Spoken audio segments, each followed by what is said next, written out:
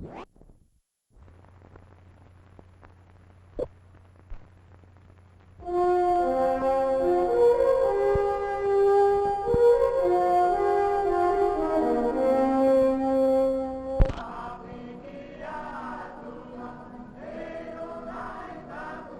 is Tahiti, one of the last paradises, still much the same as it was when Captain Samuel Wallis discovered it in 1767. And for any vagabond skier going south to New Zealand in the summer, Tahiti is the perfect place to stop over. This is Moorea. Some say it's the most beautiful island in the world. And located here is the fabled Hotel Bali Hai, where myself and 3 American freestyle champions were staying, hoping to study a little Tahitian freestyle. That's Scott Willingham from Snow Valley, California, and Walt Hiltner from Crystal Mountain, Washington, and Greg Stump from Gorham, Maine. And a good time was being had by all. This is Tahitian freestyle.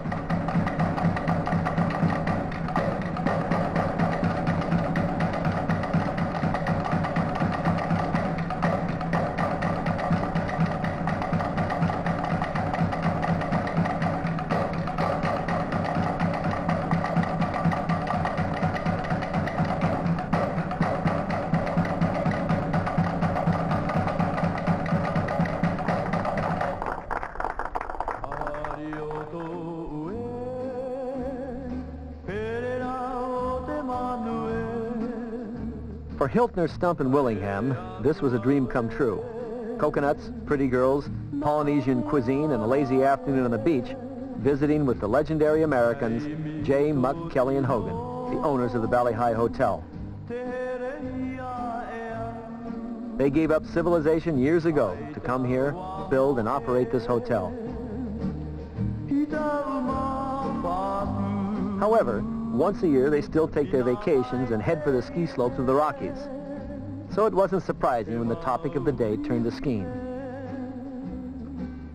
Everybody nowadays seems to discuss the pros and cons of short skis versus long skis. I was explaining my ideas about the planing qualities of longer skis and powder when Greg interrupted and said it didn't make any difference what size the ski was. He said, "I proved it last year. Let me tell you a story. I was in Jackson Hole, Wyoming, and it was one of those perfect days for comparing short and long skis. Plenty of packed mogul slopes, and still plenty of good powder. I was there with Blake Barrymore from Sun Valley, Idaho. I was skiing on 180 shorts. Blake was on 215 downhills. Blake goes first. Now, he's a different kind of skier. He likes to go fast. The 215s with a soft tip are an easy turning ski for a strong, experienced skier like Blake. And he has no trouble, especially when he wants to go fast.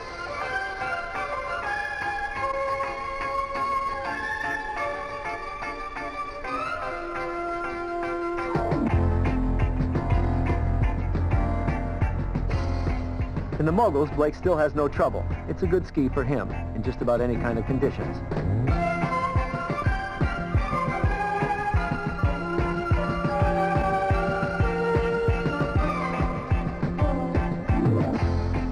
Greg says, now I'm different. I'm a freestyler, and I like to make a lot of short turns.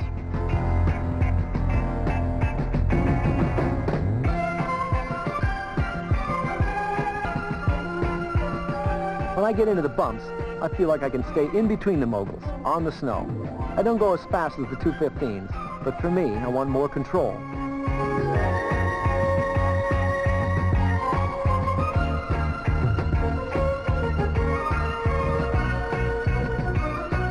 And as for the powder, the 180s seem to plane just fine. And for the 215s, same thing. Blake didn't have any trouble either. The main thing to remember as a freestyler, a good skier never falls. He may do a maneuver called entry and recovery, but that's not a fall. Watch Blake. That's the entry.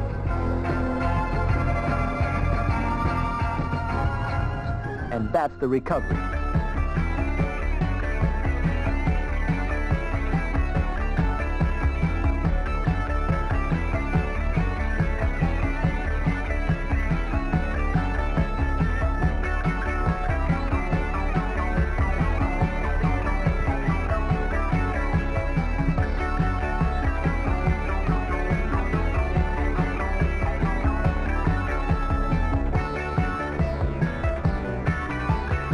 Nice going, Blake.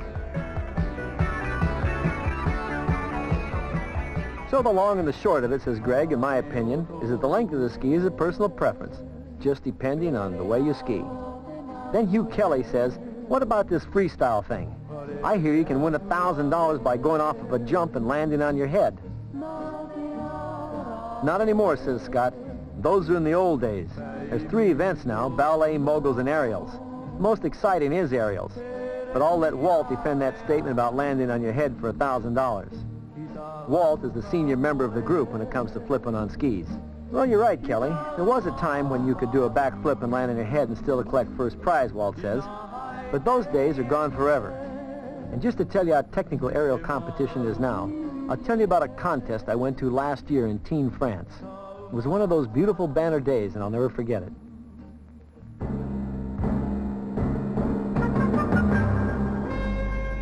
Tignes, France, located in the French Alps and adjacent to Val d'Isère. The world's best freestyle gymnasts were here from 8 countries, vying for $18,000 in prize money put up by Tyrolia Bindings for the 3-day event. This morning, 50 competitors will vie for 16 spots in this afternoon's finals. The competition is fierce, and some of the best aerialists in the world fail to make the finals because of poor landings.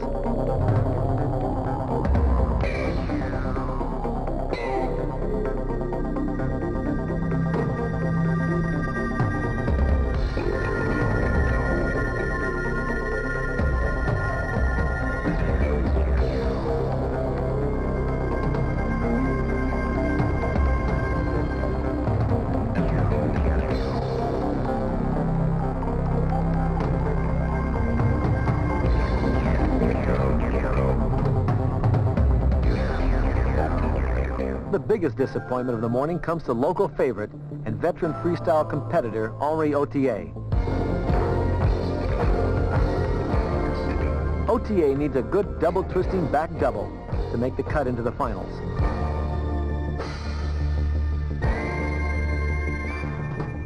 Another disappointment for the teen veteran, making way for another young competitor on his way up. By 1 o'clock in the afternoon, the field has been narrowed to 16 men and 8 women. They'll have 2 jumps each. The high and low judges' scores will be deleted, and each score will be multiplied by the degree of difficulty for each maneuver. The women are first. America's Katie Murphy with a high front somersault.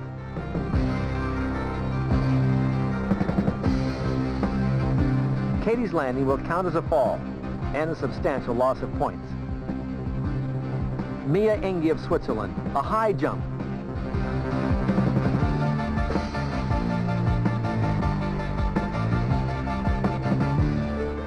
Again, the fall will cost Mia valuable points and will put her out of the competition for the prize money. Susie Schmidl of Germany with a back Mobius. She overspins and touches a hand on the landing, and Susie finishes in 2nd place. Now it's Leah Hilgren from the United States.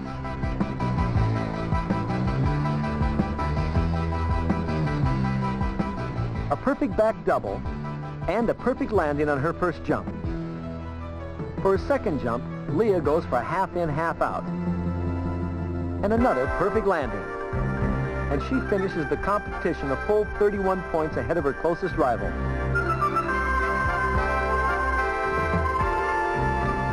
Leah Hilgren, World Cup champion at Tignes, France. And now it's time for the men's division. Rick Bowie, Canadian aerial champion.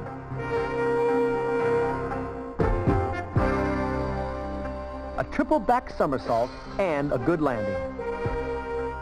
This was Bowie's first attempt at a triple on snow, and after a summer of water jumps, he can't keep his enthusiasm to himself.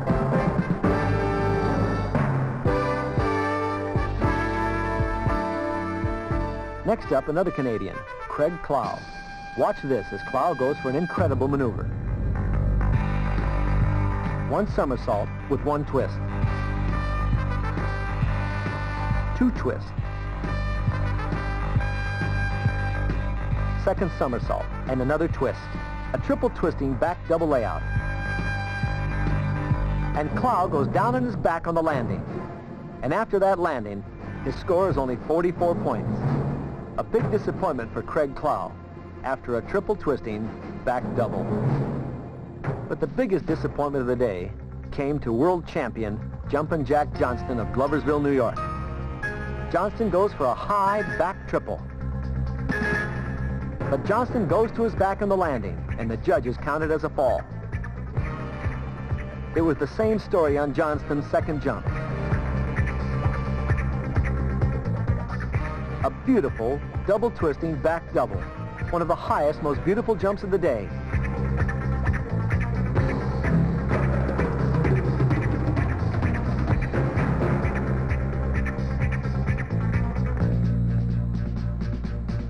But again, he's too high, overspins, and he has to bounce off of his hand on the landing. After two incredible jumps, but two bad landings, Johnston places 16 out of 16 finalists. That's how technical aerial acrobatics has become.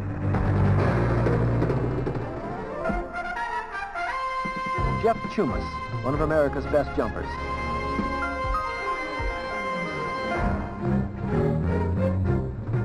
Chumas with a beautiful triple and a good landing. 87 points. This score, along with his 84 points on the first jump, moves Jeff Chumas into first place. There are two jumpers left. This is John Corriveau, another top Canadian competitor. But Corriveau only scored 78 points on his first jump. He'll need something special to place in the top three. And something special is what he does. Watch this. A full twisting back triple. And a good landing. Corriveau with the most difficult jump of the day and a score of 97 points, the highest of the day. And that moves John Corriveau into first place, 4 points ahead of Jeff Chumas. Let's take another look at that one. Corriveau comes off the jump, does a back layout with a half twist. Then, while facing back toward the jump, completes another somersault. Then a half twist out of the third somersault to get facing back down the hill. It's a half in, half out triple with a good landing. That's John Corriveau in first place. The last competitor is John Eves from Canada, the best all-around freestyle skier in the world. He was in first before Corriveau's last jump. Eves knows his score in the first jump was 12 points higher than Corriveau, but he also knows Corriveau's 97 points has him in the lead.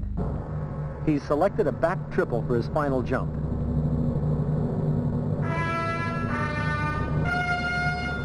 One, two. Eves sees the sky for the third time and kicks into a layout position.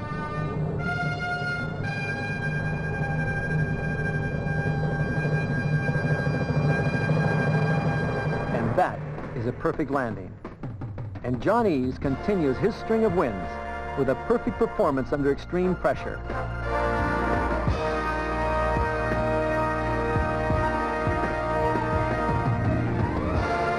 Eves beats Corriveau by 6.5 points, and Jeff Chumas finishes in third.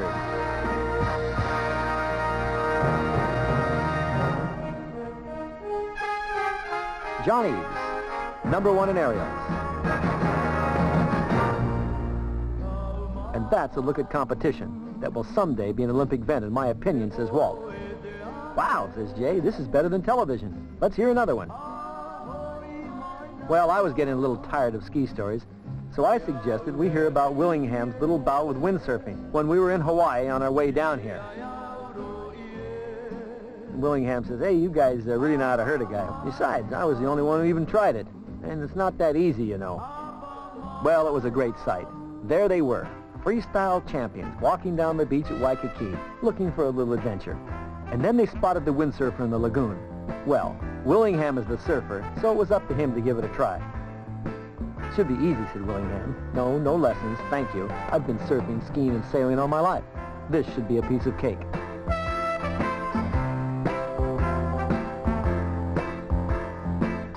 Let's see now. Pull up the sail and take off.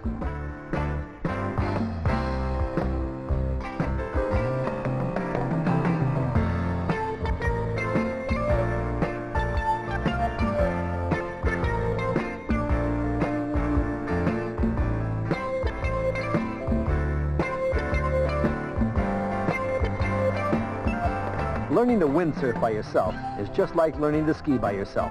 There is an easy way. Take a lesson. So Willingham heads for Waikiki windsurfing instructor Bob Grimpus, who says, "Hey, you're doing it the hard way. Let's go over to the simulator and save yourself a drowning."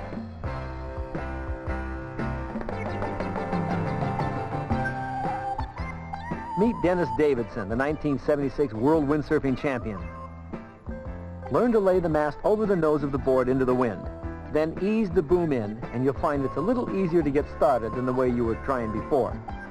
So Scott gives it another go, this time with a shorter sail, a wider training board, and a little beginning technique. And while Scott's in the lagoon learning, there are those who have already mastered the sport. They're outside in the ocean enjoying the world's fastest growing sport. This is windsurfing.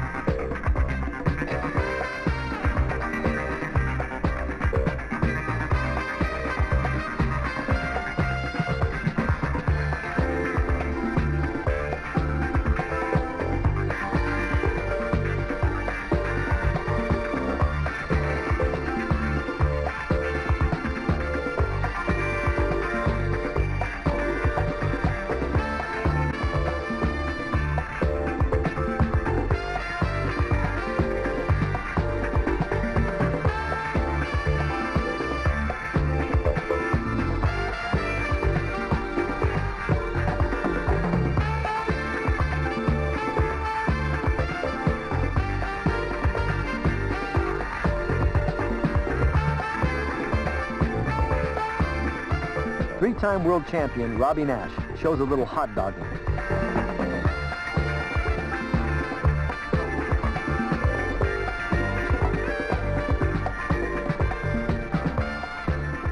Windsurfing is a sport that captures the complete blending of wind, body, and sea. It's a complete feeling of freedom that is attainable in few sports.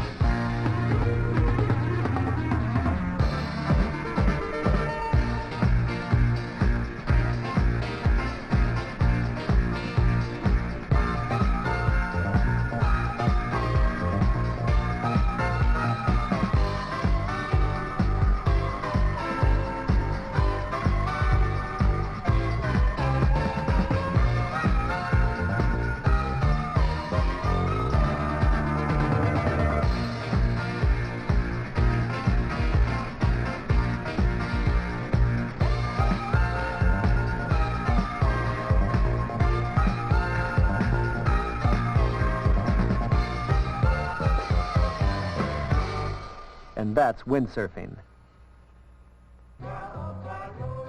Meanwhile, back in Tahiti, I was having trouble convincing Walt, Scott, and Greg that we should be getting on to New Zealand.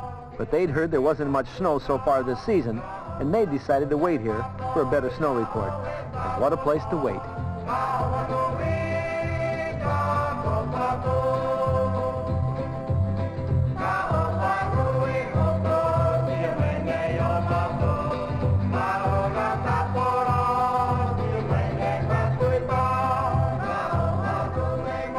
I finally had to fake a telegram saying that the South Island just received 30 feet of fresh powder. So the Vagabond skiers reluctantly took one last look at the sunset from the dock at the Bali High. And like all visitors to Tahiti, each vowing to himself that he'll be back.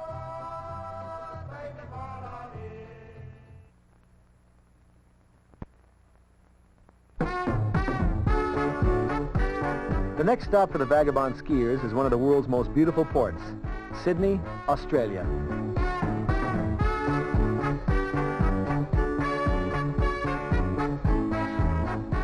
This is August, the middle of Australia's winter. The ski areas in Australia lie in the eastern part of the country, near Sydney and Melbourne. And our destination was a small airstrip located in the town of Mount Beauty.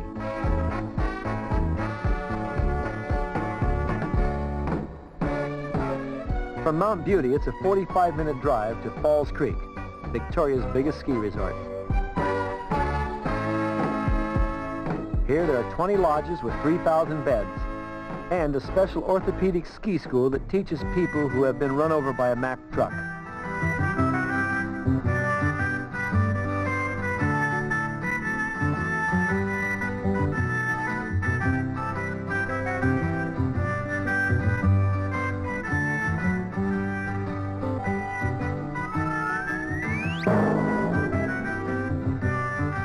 This guy was wearing kangaroo ski pants with an open pouch. The racing class here teaches the special downhill poles tucked under the arm for more speed, or if you prefer, the prize fighters style. It's called Protect Yourself at All Times.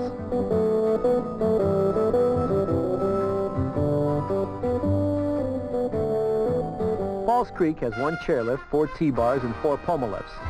Now, many Australians wonder just how 3 Americans managed a summer ski trip to their land down under. All 3 are ski ambassadors for different ski companies. Willingham skis for the K2 demonstration team, Solomon Bindings, Bogner and Dimitri.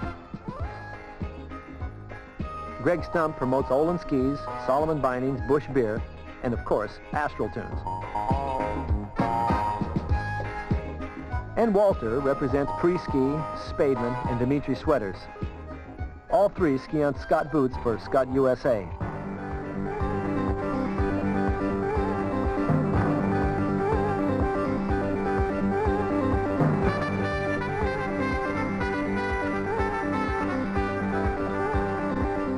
Greg Stump, at 18 years old, is the current North American amateur freestyle champion.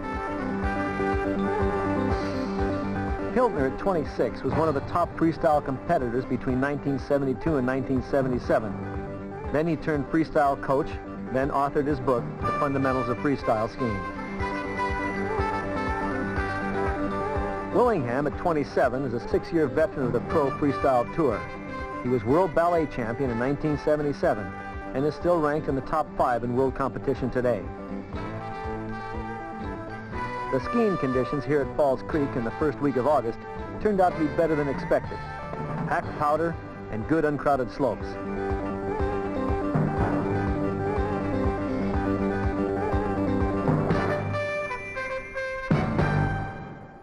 We left Falls Creek and headed for our final destination, an island in the South Pacific with 10,000-foot snow-covered mountains.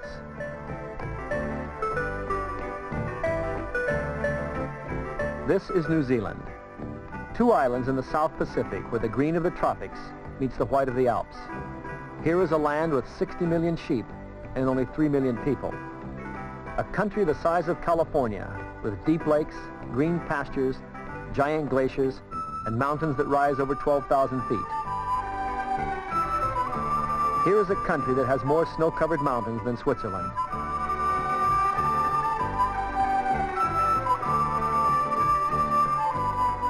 It's a 2-hour drive from the South Island's biggest city of Christchurch to New Zealand's newest ski area, Mount Hutt.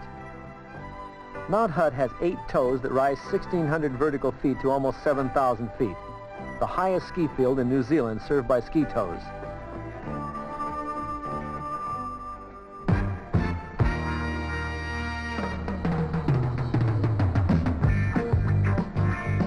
Mount Hutt has a season that runs between May and December, and an average snow depth of 7 feet. The terrain is wide open and treeless, with a variety of slopes that will satisfy just about any skier.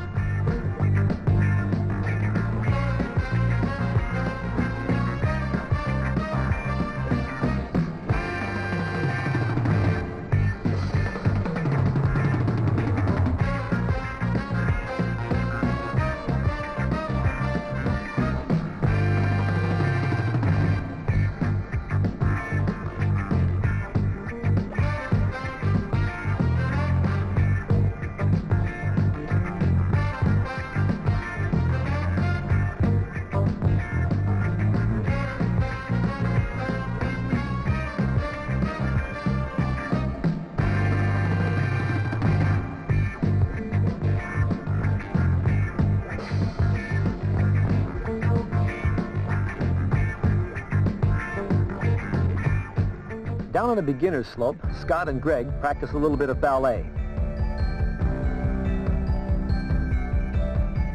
Both are ballet specialists, and with Greg coming up from the amateurs to compete with Scott next season, it only seemed appropriate to exchange a few ballet moves.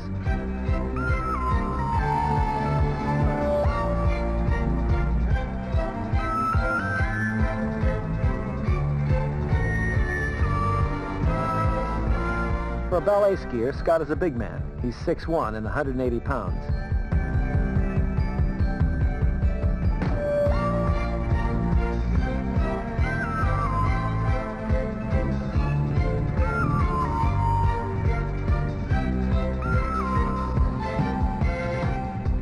In contrast to Willingham, Greg is 5'6" and 125 pounds.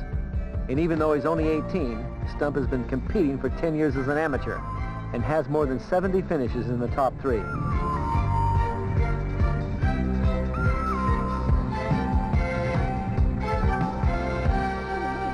Not bad, says Scott, but here, I'll show you an extra trick. How's that? Thanks anyways, but I have my own special trick. How do you like this?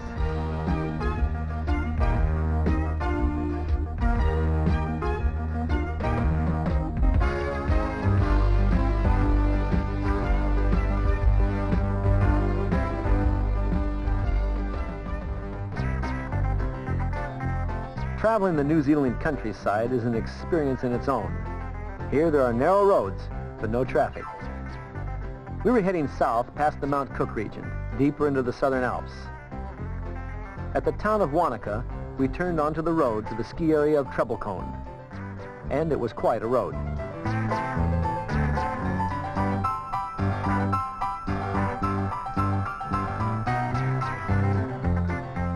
After 7 switchbacks, we found Treble Cone plastered on the side of a mountain high above Lake Wanaka. We voted this the most picturesque area that any of us had ever skied.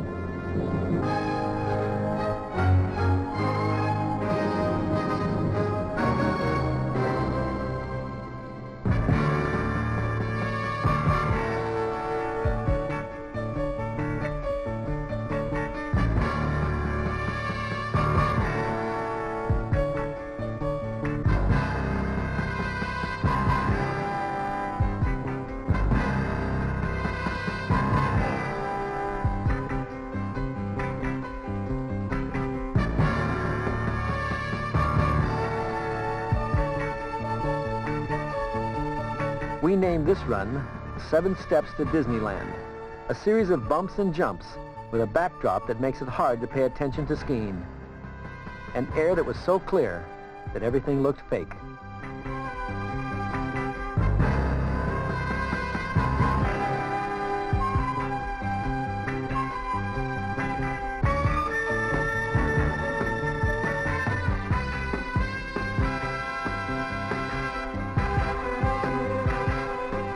This is skiing in Treble Cone, #1 scenic area of the world.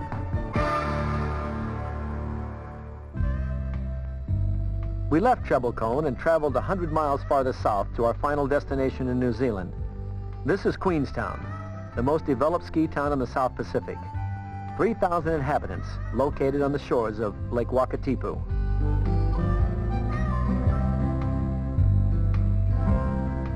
Above Queenstown, and only about 15 minutes by car or bus, is New Zealand's most developed ski resort, Coronet Peak. Here they have 2 chairlifts, 2 pommel lifts, and a platter lift with 1,500 vertical feet of skiing.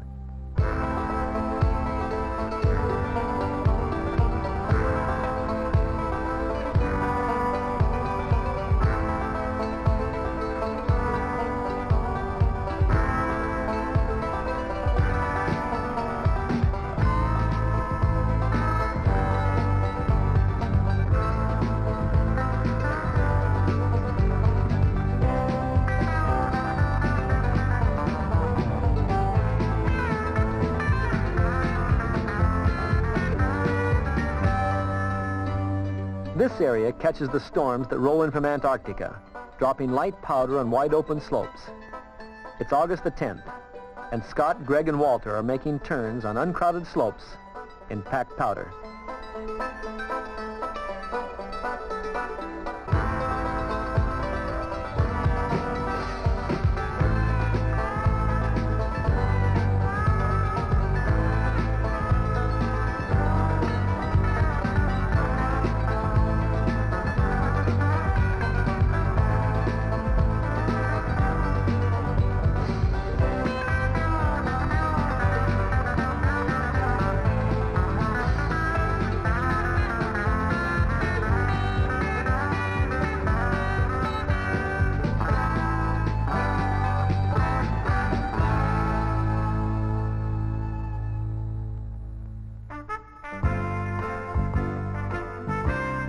Queenstown is a city of contrast.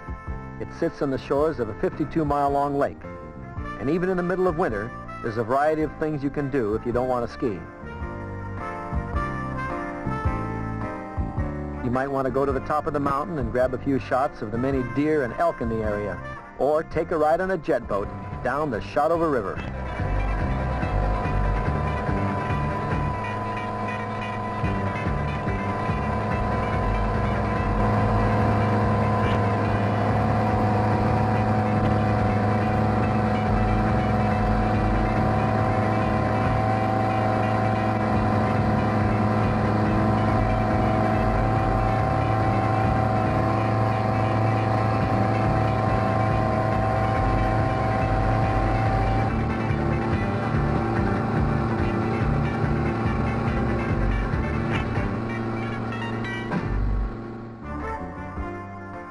Here in Queenstown, you can play a round of golf in the afternoon after skiing Cornet Peak in the morning.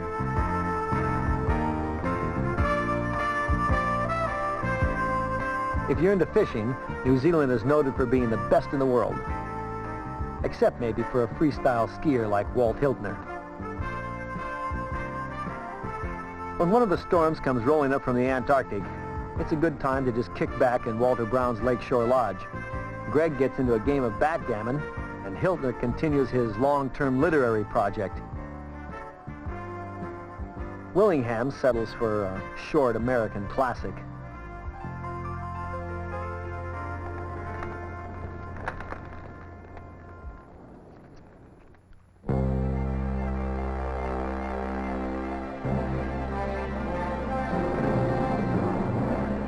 We had been from one end of the island to the other, skiing interesting developed areas.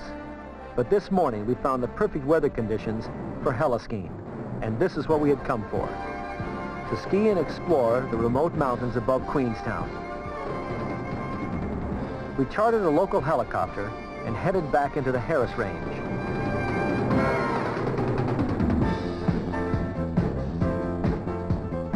Here there are hundreds of square miles of treeless, open ski fields, with gentle rolling slopes that seem perfect for today's conditions.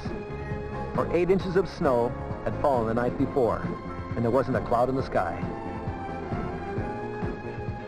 Everywhere we looked, we saw a skier's paradise.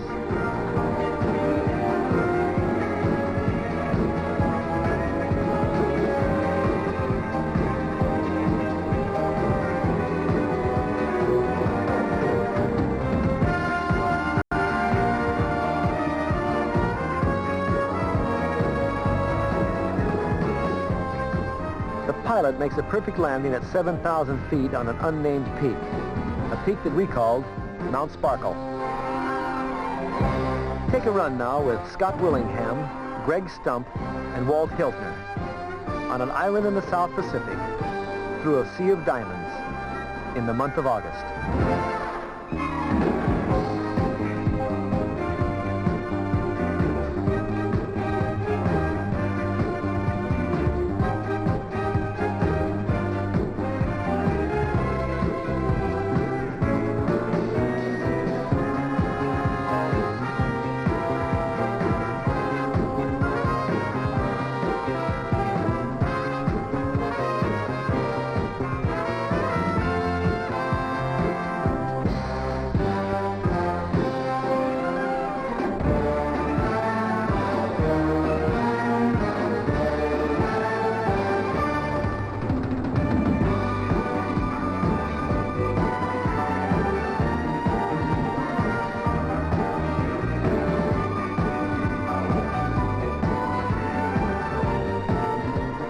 Here's a run that we named Jaws.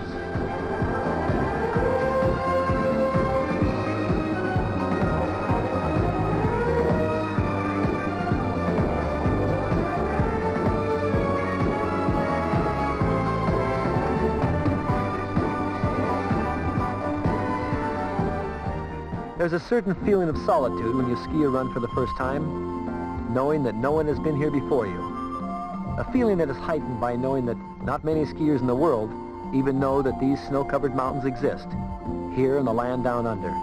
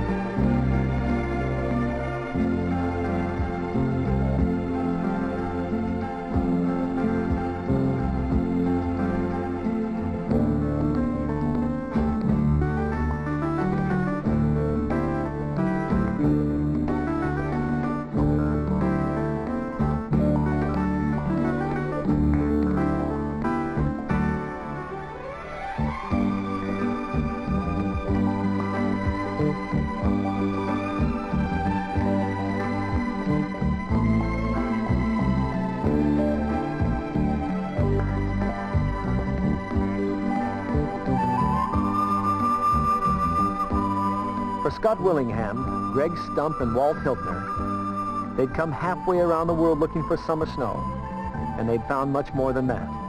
They found cold powder, warm sun, and a little adventure.